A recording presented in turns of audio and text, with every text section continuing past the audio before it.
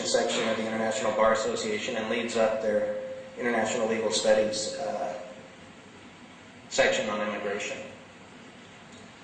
Then we have Praveen Hebale, thank you. I know I sometimes need help with these things. He currently heads the mobility department at Capgemini here in India.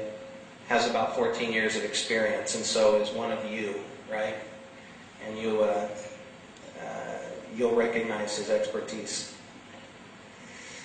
Prior to coming to Capgemini in 2006, he worked with INSZoom Technologies for about 6.5 years in their immigration department. He has a bachelor's degree in engineering and is certified with the American Council on Immigration Personnel on Corporate Immigration Compliance as part of his professional affiliation. This time I want to have Cynthia take it over and proceed with the panel.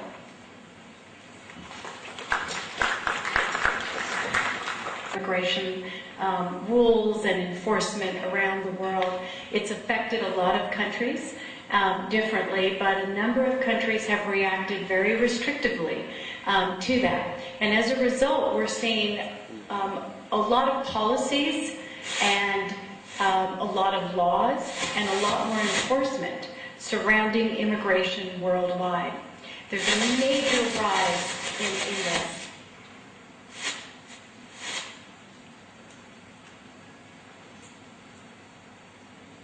Hi, can you go back? Thanks.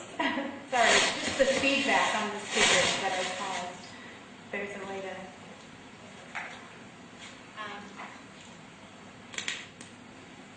Good, make it.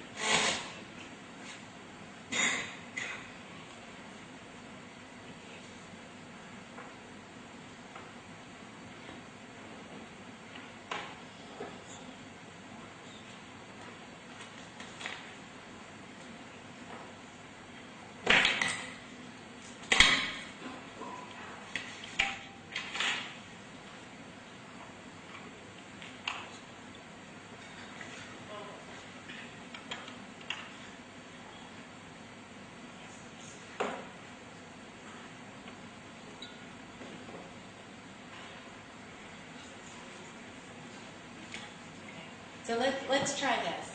That sounds much better. So a lot of countries, their approach to immigration has been impacted. Nope, can't hear. Okay. Hello? Okay, we'll try this. A lot of countries' approach to immigration has been impacted by this recession. Now, there's a few different ways that this can occur. And throughout the sessions today, people are going to be talking about more specifics. I know in a little while, for example, Brendan Ryan's going to talk about EMEA specifically and how this impacts. I think in the introduction, there were a number of examples, some of which I'll talk about too, about how this is impacting countries and what countries are doing as a result. But some countries are enacting legislation. Now, we've seen this in the U.S., just with this piece of legislation that impacted a lot of companies that may be sitting here today. If you have more than 50% of your workforce that are combined H&Ls, you now have an additional fee to pay. That's a very big impact on a number of companies, and that's U.S. legislation that just happened. There's also been enforcement of laws that really weren't enforced before, as a second way. Things in different countries, like in China. I was in China a couple weeks ago, and I'm told that a lot of companies are experiencing more enforcement, and they're very surprised. They're very surprised because the law didn't change, nothing happened, the regulations didn't change, but in fact, things that had been on the books for a while in China are now being enforced, and the Olympics helped that to some extent.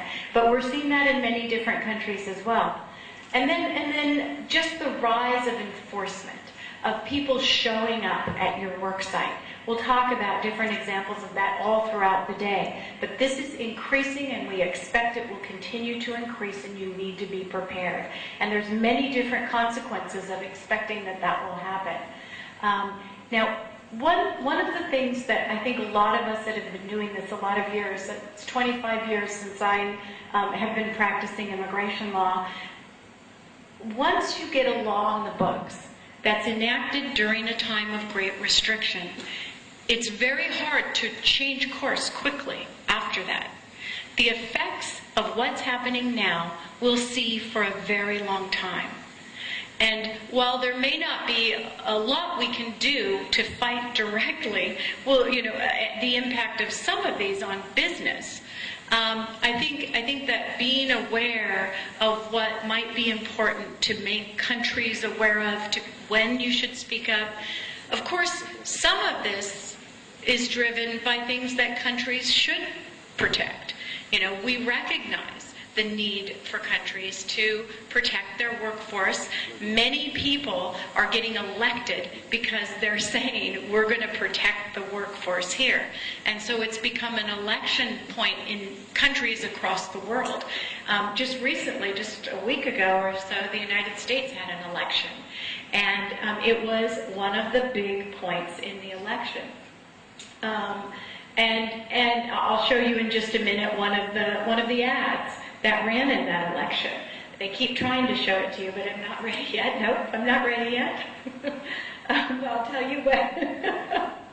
But at the same time, there's a dichotomy because companies are driven by a need to do business at lower costs and also to meet client demands more quickly. When you get a contract, you need to be able to be there quickly. You need to beat your competitors. You need to be able to match the price that you bid for that contract. And all of those are demands on companies. Now, companies are going to realize where they need to go to be able to meet those demands. Companies are going to go to the sources where they can. And a lot of companies are being very smart about that. We represent a lot of large companies. One of the companies we've worked with for many years, a couple decades, recently announced that they're laying off a lot of their HR people in the United States. And they're moving their HR centers to Panama. Now, we've seen this happen to a lot of companies, to China, to the Philippines, to India, to name to Mexico, name your country. This is a common thing. But the effect on politicians in the United States is great. Okay, now you can change the slide. This is from an ad that recently ran in California. Carly Fiorina, who was a former HP CEO, ran for the Senate in California. And her opponent, Barbara Boxer, who's the incumbent, ran ads with people, a lot of people saying, I got laid off by Carly Fiorina and she moved my job abroad. These are the ads that ran, and they're very frightening to Americans. And these are the sort of things, it's not just in the United States, that we're facing all over the world, in Germany, in the UK, all over the world.